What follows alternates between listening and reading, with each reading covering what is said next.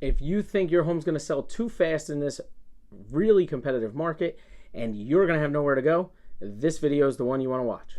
What's going on, everybody? I'm Mike Jakubic with the Excelsior Group at eXp Realty, and today I'm going to talk a little bit about what a rentback is, or a U&O, and how this can help home sellers in this very competitive market. So let's discuss 5 things you should know about a rentback before you take part in one. Number one thing you need to know is, as a seller, this can help you tremendously, because you can now close on the sale of your home, get the funds obviously issued to you so that you can buy your new home without a contingency.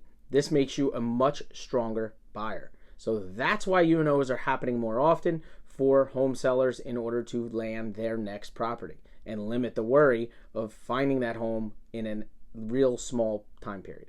Another thing you should know is, as a home seller, you're not going to be able to sit in this home forever. Okay, typically the rent back is between 1 and 90 days. Sometimes the lenders don't like to do 90 days and they particularly stay 60 days or under.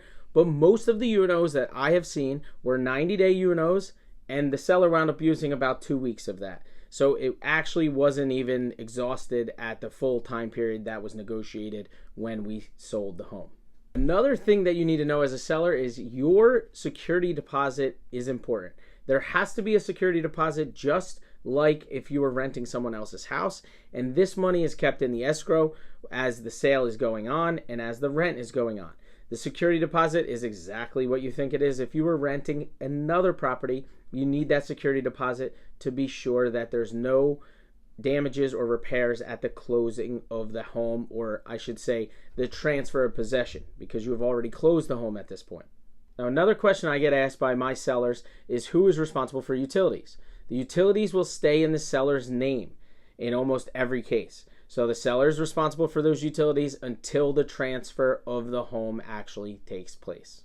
And now, number 5, the most important one: what will you pay in rent? Now, as a seller, you're not going to like it, because you're now going to be paying the rent of the new buyer. And in most cases, almost every case, that rent is higher than what your mortgage payment was. Because remember, the new buyer most likely has a smaller down payment. You had some of your home paid off, and now their mortgage payment is a little bit higher. You are responsible to pay that mortgage payment.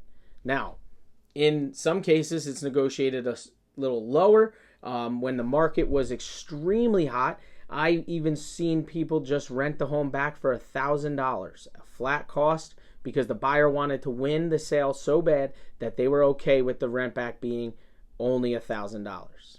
Now, in one case, I saw the rent back at $0. The buyer was so intrigued with the home and wanted the home so bad that they wanted to win the bid war. And in order to do that, they allowed a 90-day rent back without fee.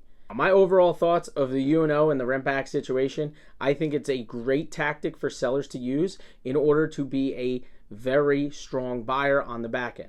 Now, some sellers don't need the sale of their house, but most sellers do. So this U&O, or rent back as we call it, is very important to them, and it can make you a very, very strong buyer on the back end.